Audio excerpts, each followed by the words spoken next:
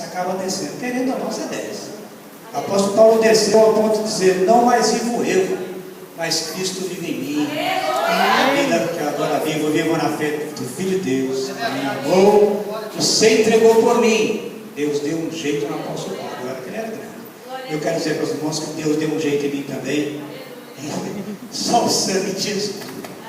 Eu não consigo contar, eu começo a chorar. Não, mas infelizmente é o que Deus fez comigo.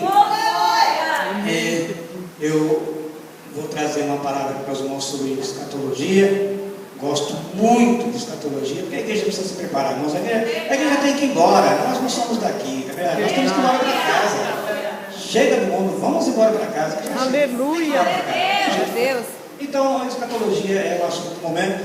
Mas antes de falar sobre escatologia, eu quero contar. Posso dar um testemunho? Um minuto? Amém! Pois é. Vou contar para os irmãos o que Deus fez comigo. Irmãos, eu sou um milagre da mão de Deus. É um milagre, não sei se os irmãos. Eu já estou vendo que essa igreja crê em milagre, né? Glória a Deus! Eu sou um milagre vivo. Deus fez o que quis comigo. Depois me devolveu a vida. Eu falei: não vou levar o Senhor. Chega. Eu estava numa igreja, eu era recém-casado, só 20 anos, no ano de 2000, e a minha filha estava com mais de 6 meses de idade. Eu estava numa igreja como essa, no Jardim Veloso, lá em cima, na Avenida Benedito Alves Torino, sentado nas obreiras assim, e tinha um menino pregando. Eu tinha um menino, mais ou menos 18, 19 anos, ele estava pregando. Enquanto ele pregava, Deus usou ele olhou para mim e me deu um susto. Sabe, pensa num susto. Olhou para mim, apontou o dedo e falou assim: Deus está te falando que vai pegar você, passar no tubo de uma caneta e puxar do outro lado. E coloca você em cima da peneira, vai soltar e jogar para cima. Eu me assustei, falei: pronto, e agora o que eu faço? Pensamos. Quando terminou o culto, aquele menino desceu do púlpito e me deu um abraço e pediu perdão. Eu falei: irmão, você me perdoa? Eu falei: por quê? Porque eu não sabia que ia falar aqui com você.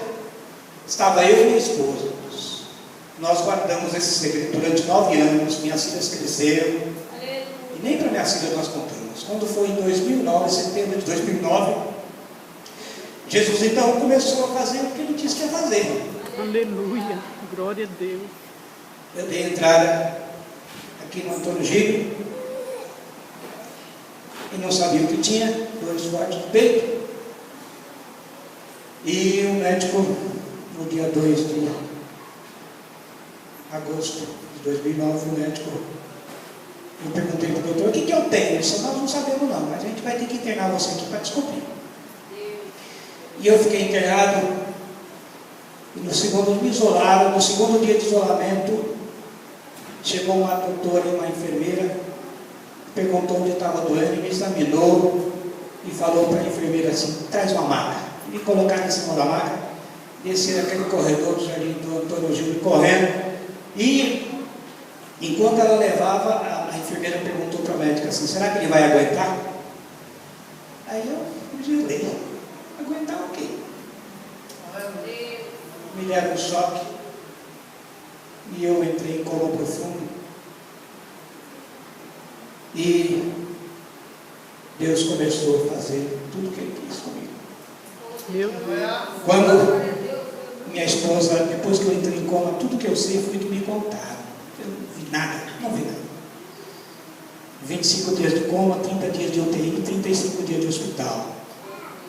Minha esposa chegou, naquele momento era aproximadamente meio-dia, ela me disse, e ela viu aquele reboliço, e quando ela tentou entrar na sala, o médico falou: não entra aí não, que ele está em coma. Ela falou: mas é meu esposo, então pode entrar. Batimento cardíaco, de 100 caiu para 56. E começou a cair, caiu para 47. Quando caiu para 47, meu cunhado colocou a mão na minha cabeça, minha esposa e meu cunhado começaram a orar, o batimento cardíaco subiu para 56. Me entubaram e jogaram na UTI e deixaram lá. Minha esposa foi embora para casa, aí chamaram a minha esposa, e ela veio até o hospital e eles falaram: dona Lídia, nós fizemos tudo o que podíamos, não tem mais jeito. Passaram alguns dias, eu fui declarado morto, e o médico ligou para minha esposa e pediu autorização para tirar os aparelhos, porque não tinha mais nada. minha esposa falou, não, Jesus falou para mim que ele não vai ser enterrado. O médico levou a senhora acredita? Acredito, então tá bom, então nós não vamos tirar o aparelho. Deixa ele. Com 25 dias aquela máquina começou. Aí todo mundo se assustou. Eu não sei quanto tempo eu fui declarado morto, foi questão de minutos, horas. Uma pessoa não fica muito tempo assim. Mas eu não sei onde eu estava. Só sei que eu estava num lugar muito bonito, muito alto. Estava deitado numa cama, em coma, profundo, praticamente morto. E chegou um homem muito bonito, com uma capa nas costas, assim, todo assim, porque aquele homem alto, bonito. Colocou a mão na minha cabeça, eu comecei a me debater. Ele colocou a mão na minha cabeça, eu parei. Ele voltou, colocou a mão na minha cabeça, ele deu a volta, veio, olhou bem nos meus olhos e falou para mim assim: eu trouxe você até aqui e vou levar você de volta. Irmão, Jesus não abandona a gente não, mas nem trabalha. Ele foi lá falar pessoalmente comigo. Eu trouxe você até aqui, mas eu vou levar você de volta. Irmãos, eu confesso que quando eu abri o olho daquele hospital, eu não sabia de nada, não sabia onde estava. Eu vi pessoas de branco e falei, pronto, eu estou no céu. Mas era enfermeiro. E eu vi pessoas com aquela roupa de faxina. Me chamaram minha esposa veio. Meu cunhado chegou perto de mim, eu estava sem ouvido. Eu falei, o que está acontecendo? Eu falei, fala mais alto que eu não estou ouvindo. Ele falou, calma, rapaz. Você acabou de sair do coma. Aí caiu a ficha. Quantos dias? Ele falou, 25. Aí os médicos chegaram, cercaram a minha maca assim, as enfermeiras, colocando, cruzaram os braços e ninguém falava nada. Começaram a olhar para mim, olhava. E eu perguntei para o enfermeiro, onde eu estou? Ele falou, você está na UTI de alto risco do Hospital Antônio Gil, em Osasco. E uma enfermeira falou assim, esse é o verdadeiro milagre. Aleluia. Aí caiu a ficha. Falei, pronto, Jesus cumpriu o que ele falou. Passou tudo de uma peneira e puxou, de uma caneta e puxou do outro lado. Aí o médico veio e disse assim, senhor Gilson, o senhor não era para estar aqui não, o senhor ia ser enterrado, viu? O senhor agradece a mim, porque eu briguei aqui no hospital e falei que o senhor não podia morrer. Eu falei, doutor, eu agradeço o senhor e agradeço a Deus. Ele falou, a Deus não, o senhor agradece a mim. Não tem problema, né? Deixa comigo. Mas, irmão, Jesus me ressuscitou aqui dentro do hospital, me trouxe de volta. Eu fiquei 40 dias sem andar, perdi as pernas, perdi o braço, perdi tudo, virei uma múmia. Virei um brinquedo na mão das minhas filhas. Era tratado pior do que, meu Deus, eu nunca fui tratado tão bem como naquela época. Até hoje eu sou tratado. Minhas filhas me amam, mas olha, sinceramente, Deus fez comigo o que ele fez. Aleluia. Até hoje eu ainda convivo com uma fibrose que está comendo meu pulmão aos poucos. O médico me deu 10 anos de vida, já tem 7. Na conta dos médicos eu só tenho mais 3 anos, mas na conta do médico não é de Deus, né? Me deu 10 anos, seu Jesus, com 10 anos você não passa. Já tem 7 anos. Eu estou aqui, dói, eu sei que dói. Mas Deus quer assim, deixa fazer o que Ele quiser. Amém, irmãos? Deus abençoe os irmãos, muito obrigado. Vamos ler a Bíblia.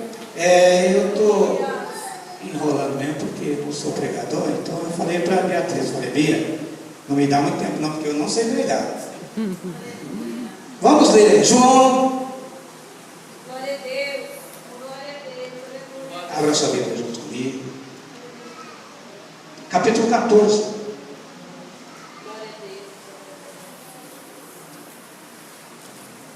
Vamos ler a partir do versículo 2. 3 versículos. Amém? Não se turbe o vosso coração. Credes em Deus, crede também em mim.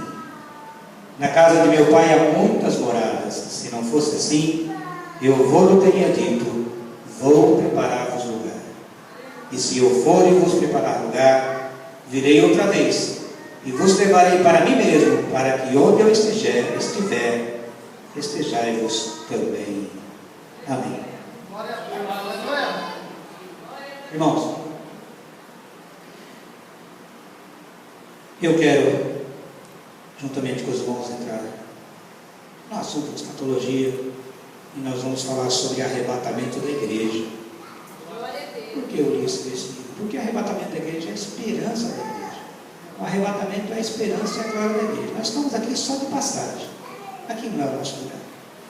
Só que eu tenho um canal no YouTube, e no meu canal eu tenho 3 vídeos, já essa semana já gravei mais um, vou colocar mais um, e eu tenho acompanhado alguns trabalhos, e existe um ensinamento no YouTube também, alguns pastores de alguma igreja, que ensinam que a igreja vai passar pela grande tribulação, pelo menos em parte. Então existem 3 ideologias, 3 doutrinas bíblicas. Uma é a pré-tribulacionista, ensina que a igreja vai embora antes da grande tribulação. A outra é a mídia, que ensina que a igreja vai embora no meio, 3 anos e meio após o início do governo de Cristo. E a outra doutrina é a pós, que ensina que a igreja vai passar pela grande tribulação. Então, antes de nós começarmos a falar sobre arrebatamento, eu quero dizer para os irmãos o que é que eu defendo, porque nós vamos ler na Bíblia. Não haver problema. Eu defendo a pré-tribulacionista. Eu sou pré-tribulacionista, eu sou assembleano, e não tem como mudar, eu não consigo. Eu leio todos os dias, eu ouço, eu consulto os canais, ouço outras pessoas, porque eu também faço meus vídeos, então eu preciso saber o que eles pensam, mas o que eu penso é esse. E eu não vou mudar tão cedo, porque não tem condições. Eu sou pré-tribulacionista. A igreja vai embora e não passa pela grande tribulação. Amém, irmãos? A igreja não passa. E nós vamos ler alguns versículos bíblicos, e sobre os quais eu creio que a igreja não vai passar pela grande tribulação. Um deles está em Apocalipse capítulo 3, verso 10. Apocalipse capítulo 3, verso 10. Eu sei que todos os irmãos já conhecem esse versículo, mas nós vamos ler mais uma vez, só para nós lembrar. Apocalipse 3, 10 diz assim: como guardaste a palavra da minha paciência, também eu te guardarei na hora da tentação que há de vir sobre todo mundo, para tentar os que habitam na terra.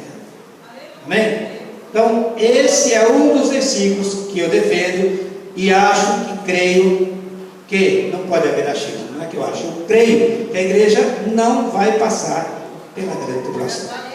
Qual é o propósito da grande tribulação? Romanos capítulo 13, versículo 11.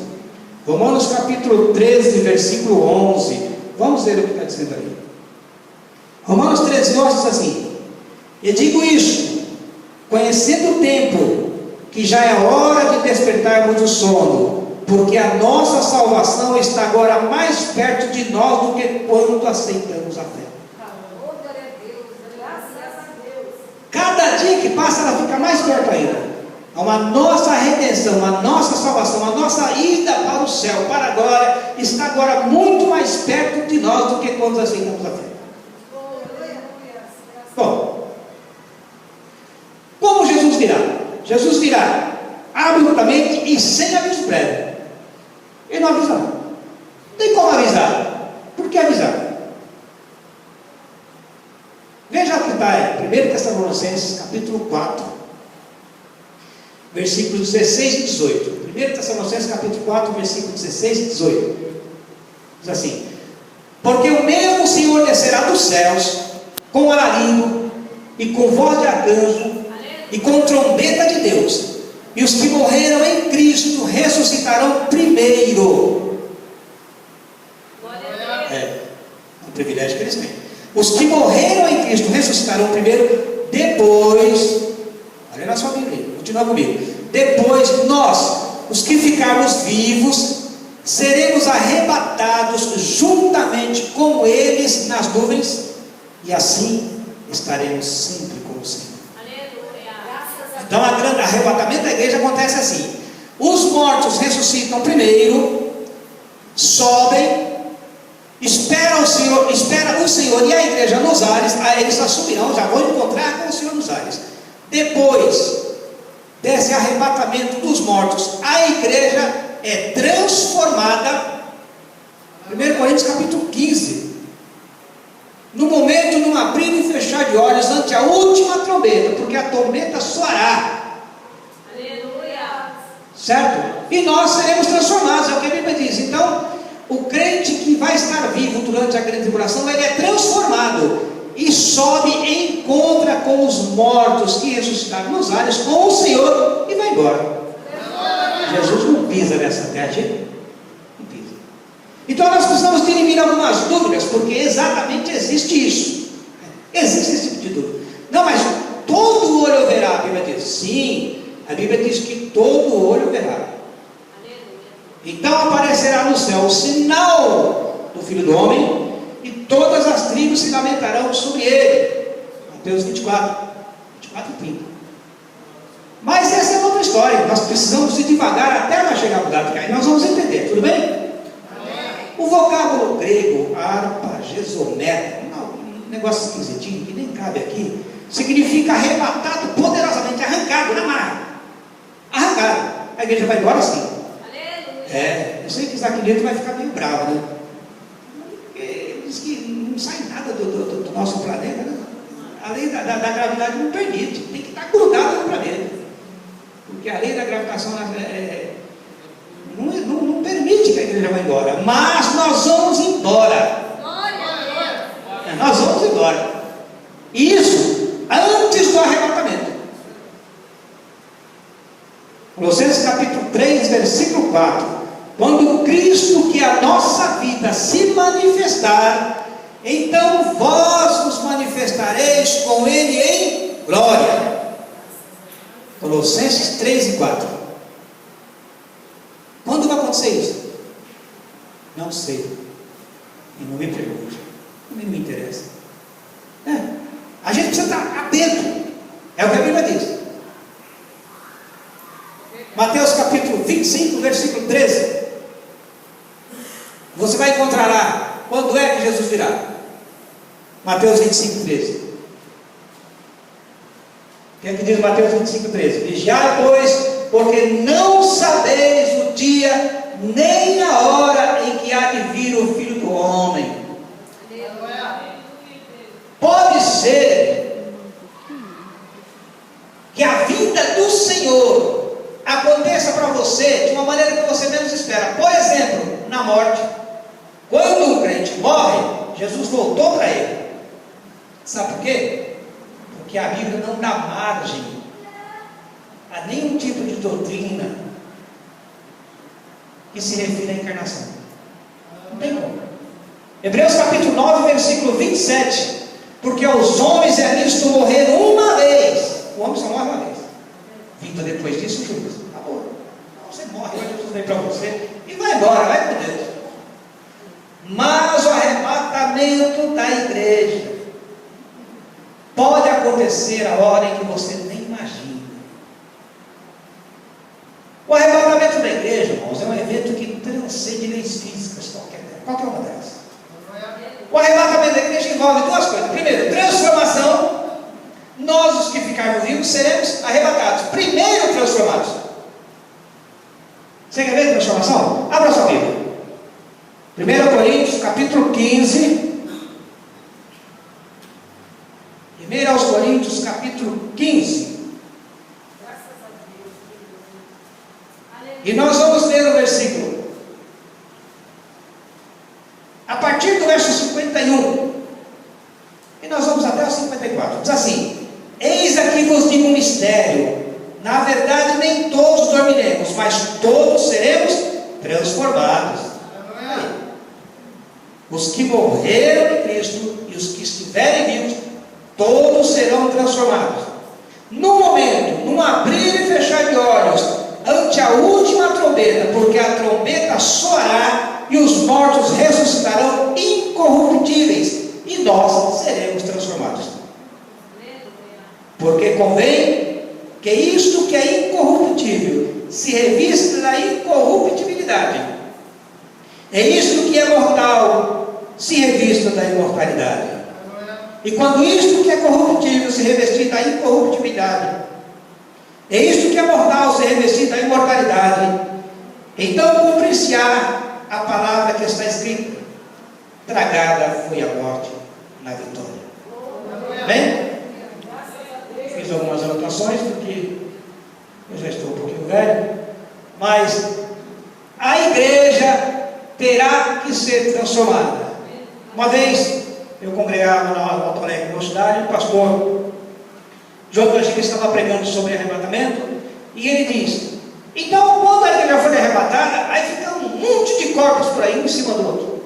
Depois ele explicou: não fica corpo nenhum. O seu corpo mortal é transformado num corpo espiritual, que vence a lei da gravidade, que vence o tempo, que vence espaço, que vence tudo e vai embora. E vai embora. Nós seremos transformados. O arrebatamento na igreja, ele vai se dar em duas fases. A primeira fase é chamada de rapto. Okay? No rapto, Jesus se manifesta nos ares, não põe os seus pés na terra. Não põe. Jesus não pisa nessa terra. Porque o rapto da igreja só vai ver a igreja. O mundo não verá. Aí existe aquela, inclusive eu estava vendo um vídeo que vai acontecer de haverá muitos anúncios na televisão dizendo: desapareceu o povo, ninguém sabe onde foi. Carro batendo, aviões desgovernados. Hoje não, avião desgovernado não, porque existe um piloto automático, né? Que pode governar um avião, sem problema. E existem empresas que já nem contratam mais piloto evangélico, porque tem medo, né? Vem o arrebatamento e o piloto vai embora, o avião fica desgovernado. Então eles ou contratam dois pilotos, um piloto evangélico e um copiloto não evangélico, ou vice-versa. Mas essa é a teoria que eles contam por aí, a gente não sabe. Mas o rapto acontecerá nos ares. Jesus não pisa sobre a terra.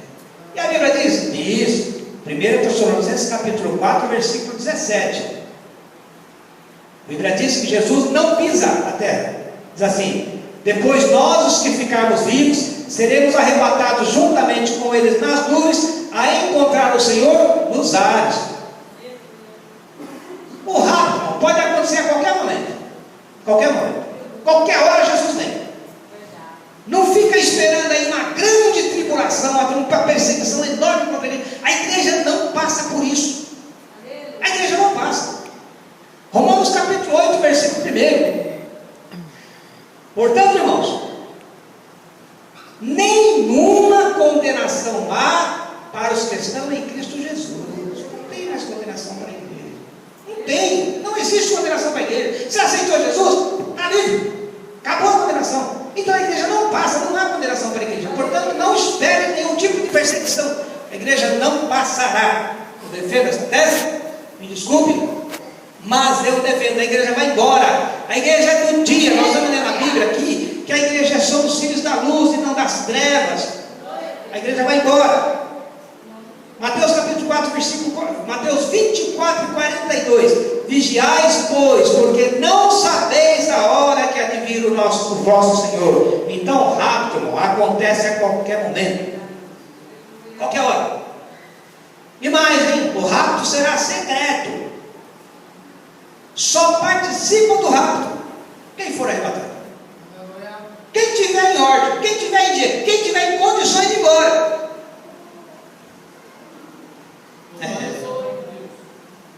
Ele escreveu: mas vós, irmãos, já não estáis em trevas, para que este dia vos surpreenda como ladrão. 1 Tessalonicenses capítulo 5, versículos 4 e 9. Fazer questão de ler com os irmãos. 1 Tessalonicenses, eu tenho anotado aqui, mas vamos ler. Capítulo 5, versículos 4 e 9. Versículo 4 diz aqui, foi Paulo que disse, desculpem. Mas vós, irmãos, já não estáis em trevas, para que aquele dia vos surpreenda como ladrão. Versículo 9. Porque Deus não nos destinou para a ira, mas para a aquisição da salvação por nosso Senhor Jesus Cristo. Por isso que eu defendo. A igreja não é destinada para a ira, a igreja é destinada para a salvação. Portanto, antes da grande tribulação, nós vamos embora. Graças a Deus. Sem crente tanto tempo, eu já estou com 50 anos de igreja. Como é que pode, depois ainda tudo isso, ser destinada a qualquer tipo de ira, seja lá que for, por perseguição do anticristo, seja lá qual for. A Bíblia diz o seguinte, que o crente não é isento de tribulações, de provações. Só que tem um detalhe. Jesus disse assim: no mundo tereis aflições, mas tende bom ânimo, eu venci o mundo. Por favor, não acrescentem vós vencereis, porque não está na Bíblia. Não está na Bíblia isso aí. Mas a Bíblia diz: tribulações, mas tem de bom ânimo, eu venci o mundo. Ou seja, Ele é o teu espelho. Espelha-se nele que você também vence. Mas em relação à grande tribulação é outro caso, a igreja vai embora antes. Tem mais, ó. Vocês querem ver um versículo? 1 Tessalonicenses capítulo 1, versículo 10. Olha que bom esse versículo aqui. 1 aos Tessalonicenses capítulo 1, versículo 10, amém? E a esperar dos céus a seu Filho, a quem ressuscitou dos mortos, a saber, Jesus, que nos livra da ira futura. Irmãos, a Bíblia não mente. A Bíblia não tem erro. A Bíblia não mente. E a esperar dos céus a seu Filho, a quem ressuscitou dos mortos, a saber, Jesus, que nos livra da ira futura. Amém. Então, são alguns versículos que nos ensinam que a igreja não passará pela grande tribulação. Mas, mesmo assim, a igreja tem que estar vigilante. Lucas, capítulo 21, versículos 35 e 36, é mais um versículo para deixar o crente contente. Olha aqui, Lucas 21, versos 35 e 36, diz assim: porque virá como um laço sobre todos que habitam na face da terra. Vigiai, pois, em todo o tempo, orando para que sejais havidos por dignos de evitar todas essas coisas que hão de acontecer e de estar em pé diante do Filho do Homem. Amém. Pronto. Qual é o segredo? Vigiar. Vigiar. O segredo é vigiar. Só isso. Vigiou. Até eu gostaria de ver com os irmãos o que significa vigiar. Nós vamos ver o que significa vigiar. Mas nós vamos ver aqui mais um versículo. Okay? O rapto, eu já falei para os irmãos, é precedido pela ressurreição daqueles que morreram.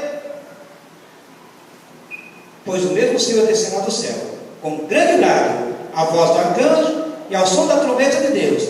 E os que morreram em Cristo ressuscitarão primeiro. Passado rápido, a igreja vai para a glória. Nós vamos ficar 7 anos com o Senhor lá em cima. 7 anos. É um casamento que dura 7 anos. Uma festa de encontro de 7 anos. Eu vejo casamento que dura um dia ou 2 no máximo. Mas o encontro da noiva com Cristo vai durar 7 anos.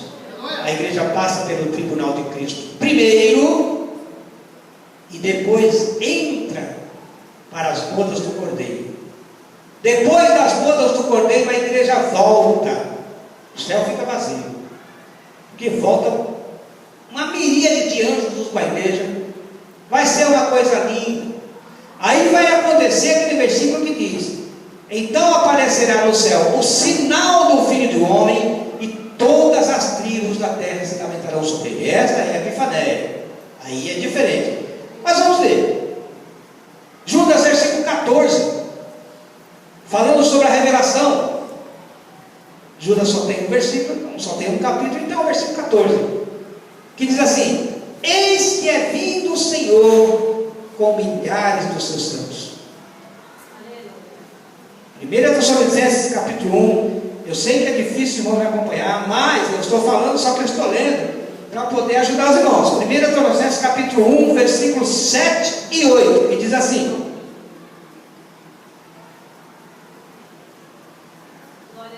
é 2 Tessalonicenses capítulo 1, 2 Tessalonicenses capítulo 1, versículos 7 e 8. E a vós que sois atribulados, descanso conosco, quando se manifestar o Senhor Jesus, desde o céu com os anjos do seu poder, com labareda de fogo, tomando vingança dos que não conhecem a Deus e dos que não obedecem ao Evangelho do nosso Senhor Jesus Cristo. Amém. Essa é a sua Epifanéia, e a revelação de Cristo em glória, no momento em que tudo parecer perdido, quando a destruição do planeta parecer inevitável, aí Jesus volta. Aí ele vem e vai acontecer um caso curioso. Ele desce sobre o Monte das Oliveiras, ele põe os seus pés sobre o Monte das Oliveiras, o Monte das Oliveiras se separa, se fende em dois. Ele põe os pés de um lado do monte, os pés do outro, e é um vale muito grande,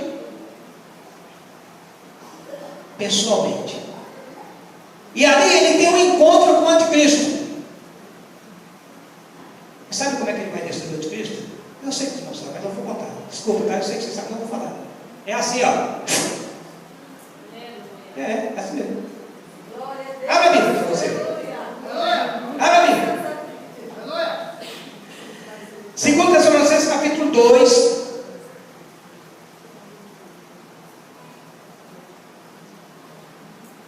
Eu vou ler a partir do versículo 3 e nós vamos até o 8.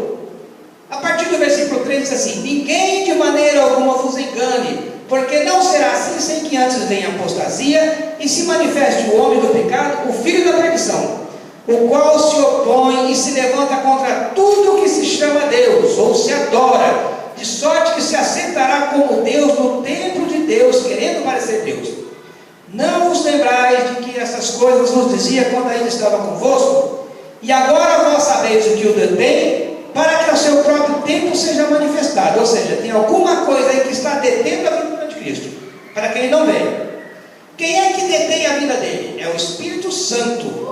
Porque com o Espírito Santo na terra, ele não se manifesta. Com o Espírito Santo na terra, a igreja também fica, porque a igreja não sai da terra enquanto o Espírito Santo estiver. Foi Jesus que falou: e vos enviarei o Consolador, que ficará convosco até a consumação dos séculos. Os séculos estão aí, então o Espírito Santo continua conosco. Enquanto o Espírito Santo estiver na terra, ele não se manifesta. Por isso que agora nós sabemos o que é que detém a vida dele, para que a seu próprio tempo seja manifestado. Continuando aqui, ó. Porque já o mistério da injustiça opera, somente há um que agora resiste até que do meio seja tirado. A igreja tem que ir embora. Está segurando ele. Tem que ir embora para esse mundo pegar fogo. Porque já o mistério da injustiça opera, somente há um que agora resiste até que do meio seja tirado. E então será revelado o iníquo, a quem o Senhor desfará pelo assopro da sua boca. Cara, é tão poderoso. Mas que porra da coisa é essa? A quem o Senhor desfará pelo assopro da sua boca e aniquilará pelo esplendor da sua vida. O esplendor da vida de Jesus é algo tão incalculável, não dá para imaginar. Mas é uma glória que pega o mundo todo. E ele se assusta com aquilo. Está se achando grande, né? Está se achando grandão. Olha Zacarias capítulo 14, vamos lá. Zacarias capítulo 14. Eu falei, mas a gente não leu, né? Vamos ler.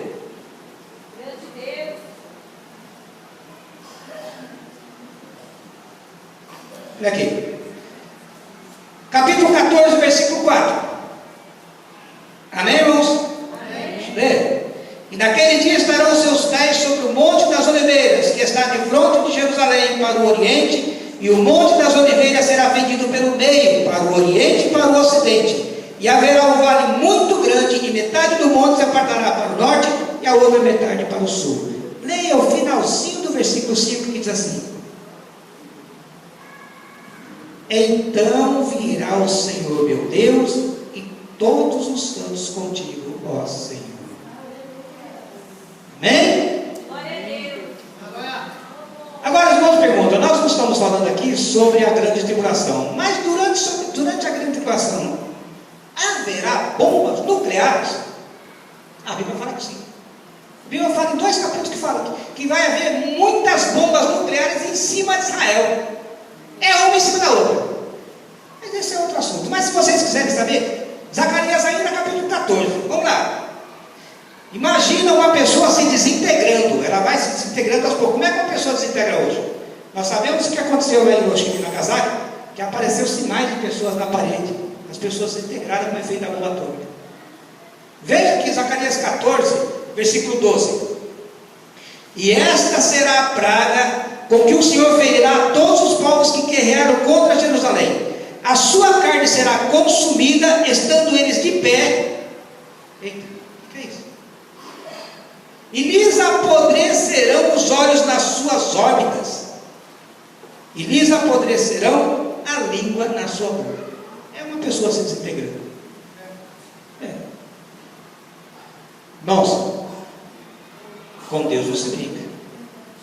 Horrenda coisa é cair na mão dos seus filhos. Mas nós vamos continuar ainda. Eu já estou parando, irmãos. Já estou parando. Um dos elementos do arrebatamento da igreja é chamado de surpresa. Surpresa. Um dos elementos do arrebatamento é surpresa. 2 Pedro capítulo 3, versículo 10. Apocalipse capítulo 16, versículo 15 também. Mas vamos ver Apocalipse 16 e 15 primeiro. Depois nós lemos 2 Pedro 3 e 10. Eu até pediria, se algum irmão achar para nós 2 Pedro 3 e 10, pode ler. Mas Apocalipse capítulo 16, versículos 15 diz assim: eis que veio como ladrão. Bem-aventurado aquele que vigia e guarda os seus vestidos, para que não ande nu e não se veja as suas vergonhas. Isso é surpresa. Ninguém quer ladrão. 2 Pedro 3 e 10 diz assim: mas o dia do Senhor virá como ladrão de noite.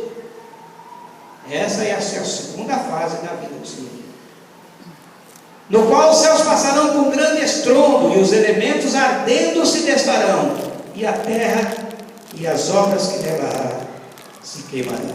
Esse é um dos elementos do arrebatamento. O outro elemento é a invisibilidade.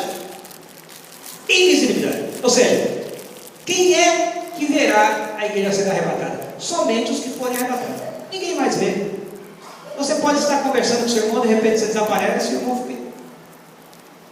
O que aconteceu com ele? Não sei não. Some, desaparece. E eu quero dizer para os irmãos que não tem como você cronometrar, não tem como cronometrar. Porque a Bíblia diz, 1 Coríntios capítulo 15, é no momento, num abrir e fechar de olhos, seja um piscar de olhos. Pisca os seus olhos aí, você vai ver o tempo que leva para você se arrebatar. É isso mesmo. É isso que ele vai ver.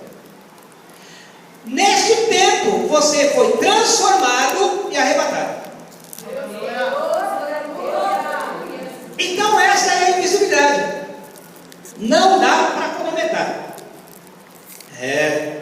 1 Coríntios capítulo 15, versículo 44. E também um outro detalhe no arrebatamento é a imaterialidade. Imaterialidade. Não tem como você ir para o céu em carne e sangue. Não dá. Não dá. Tem que dar um jeito nisso. 1 Coríntios 15, 52. No momento, no abrir e fechar de olhos, ante a última trombeta, porque a trombeta soará e os mortos ressuscitarão incorruptíveis. Viu só? Para poder aguentar a nossa viagem. Quando os mortos ressuscitam, eles já ressuscitam transformados. Imediatamente os vivos serão transformados. Isso tudo num piscar de olhos. É por isso que ninguém verá. Ninguém vai ver. Quando a igreja for embora, esse mundo aqui, olha, eu vou contar um segredo para vocês. Vocês não contam para ninguém. Quando a igreja for embora, esse mundo vai virar uma maravilha para se viver. Mas não é a grande tribulação. É a grande tribulação. Mas não faz esse mundo melhor para se viver. Agora tem que tomar muito cuidado com isso. Porque a Bíblia diz: e quando disserem a paz e a segurança, lhes sobrevirá repentina destruição, como a dor daquela que está para dar à luz. Por quê? Imagina comigo. Vai sobrar muito dinheiro no banco. Vai sobrar muito carro. Tem muito crente aí por aí. Vai sobrar muita casa, muito alimento. Vai sobrar coisa demais. Durante 3 anos e meio, o mundo vai ser uma maravilha para se ver após o arrebatamento, com o aparecimento do anticristo. Só que passados os 3 anos e meio, aí a coisa muda. Aí é a grande tribulação propriamente dita. Aí sim nós temos a abertura dos selos do Apocalipse. Nós temos o toque da trombeta. Nós temos todas as pragas possíveis que o mundo vai suportar. Naquele dia os homens buscarão a morte. Houve tempo. Foi o próprio Jesus que disse que qualquer um daquele que vos matar estará prestando um serviço a Deus. De tão grande que é o sofrimento. Por isso, irmãos, que nós não podemos nos enganar. A igreja foi embora? A igreja foi embora? Eu quero te perguntar, você é grudado com o teu corpo, você gosta da sua cabeça, você não quer se separar dela? Só tem um jeito de você ser arrebatado, se você, aliás, de você ser salvo. Arrebatado não, porque arrebatamento já foi. É degolado. Só. Durante o período da tribulação, se você quiser a sua salvação, você perde a tua cabeça. Isso está na Bíblia. Degolado. Você gosta dela, não? Então vá no arrebatamento. Vem comigo. Apocalipse. Apocalipse. Capítulo 20, versículo 4. E vi tronos, e assentaram-se sobre eles, e foi-lhes dado o poder de julgar, e vi as almas daqueles que foram degolados pelo testemunho de Jesus e pela palavra de Deus. A Bíblia diz. Os irmãos, que eu não invento muita teoria sobre arrebatamento, porque o que nós precisamos já está na Bíblia. Não precisa inventar mais nada. O que você precisa para saber está na Bíblia. Eu escrevo livros, eu tenho 4 livros, mas lançado mesmo, só tem 2 livros que eu vou lançar ainda esse ano, já estão prontos, e o primeiro já está na editora, não saiu ainda, né? Mas está lá, vai sair, já está prontinho, já está na editora. E irmãos, os meus livros são pequenos, 80 páginas, são 4 livros de 80 páginas cada um. Se os irmãos lerem, os irmãos vão saber que os irmãos têm que ler com a Bíblia na mão, porque tudo está na Bíblia, eu não faço rodeio. Está na Bíblia. Está na Bíblia. Bíblia, porque, irmãos, a Bíblia responde. A Bíblia é a palavra de Deus. A Bíblia é a base para nós entendermos tudo o que vai acontecer em relação à igreja e ao mundo, porque foi ela que falou primeiro. É nela que nós encontramos. Nós precisamos também das notícias, é claro, precisamos pesquisar, conhecer. Mas dentro da Bíblia você tem resposta, porque a Bíblia responde a Bíblia. Para tentar explicar a velocidade, não tem como. Não tem como. É no momento, no abrir e fechar de olho. Irmãos, eu já tomei bastante tempo, irmãos, são 20 para as 9. Eu quero agradecer, Deus abençoe, muito obrigado. Estou vendo aqui a paciência que os irmãos estão. Louvar? Acho que não, eu trouxe primeiro. Não. Deus abençoe os irmãos, muito obrigado. Eu gostei muito, irmãos, obrigado. Deus abençoe a todos. Nós, sobre arrebatamento, a grande tribulação, se a gente for ficar falando, vai ficar falando aqui a noite inteira. Mas eu quero agradecer muito a vocês pelo carinho. E orem por mim, orem pela minha esposa. Era para mim estar aqui o mês passado para ter visto, mas minha esposa não estava bem, passou mal. Ela queria ver. Eu fiquei o dia inteiro em casa com ela. E ela foi melhorar à noite. Eu falei, agora não dá para ir mais. Eu pedi desculpa para ela. Desculpa, mas não deu para ir. Mas Deus preparou hoje. Muito obrigado, Deus abençoe os irmãos. Orem por mim, para que o Senhor Jesus faça uma obra na minha vida. E uma outra hora a gente volta. Se os irmãos quiserem, nós continua, porque esse assunto vai longe. Esse assunto não para, não. É uma coisa linda de se falar. E é assunto atual. Quando tiver pronto o meu primeiro livro, eu vou trazer para os irmãos. É pequenininho, baratinho, R$15 esse aqui. Amém? Muito obrigado. Deus abençoe todos.